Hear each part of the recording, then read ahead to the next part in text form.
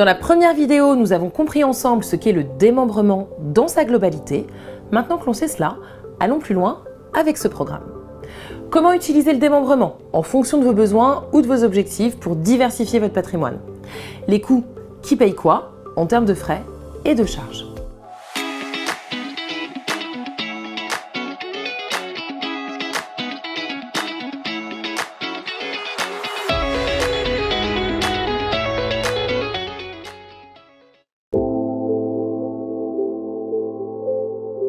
Généralement, on utilise la mécanique du démembrement lorsque l'on souhaite placer une somme d'argent sans avoir la moindre contrainte, sans aléa et surtout sans rien avoir à payer. Les investisseurs dans ce cas ne cherchent pas de revenus complémentaires, mais préfèrent valoriser et capitaliser leur investissement dans le temps sur une mécanique sans surprise. Le démembrement est d'ailleurs souvent utilisé pour optimiser l'IFI. Dans les deux cas, il s'agit donc d'acquérir la nue propriété, soit d'un bien immobilier neuf ou ancien, soit de parts de SCPI démembrées. L'avantage dans le second cas, c'est que vous avez alors plus de souplesse et d'options de duration, alors que pour les acquisitions en nue propriété sur un bien immobilier physique, la durée est souvent fixe et habituellement de 15 ans. Je résume, on achète la quote-part de nue propriété d'un bien immobilier ou de parts de SCPI. Cette acquisition se fait à un prix décoté qui dépend de la durée, 5, 7, 10 ou 15 ans. Pendant la durée de démembrement, il ne se passe alors strictement rien.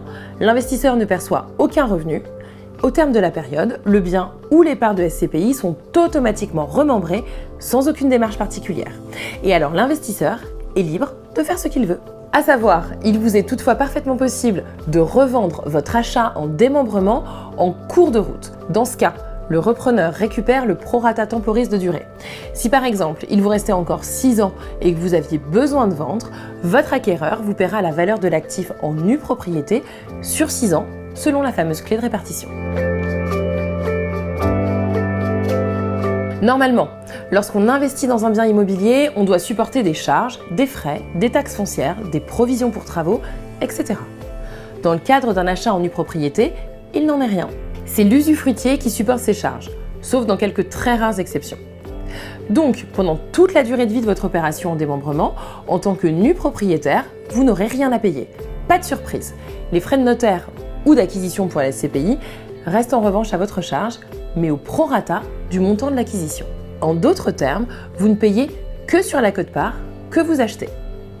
Voilà, j'espère que cette seconde vidéo vous aura encore un peu plus éclairé sur le fonctionnement du démembrement.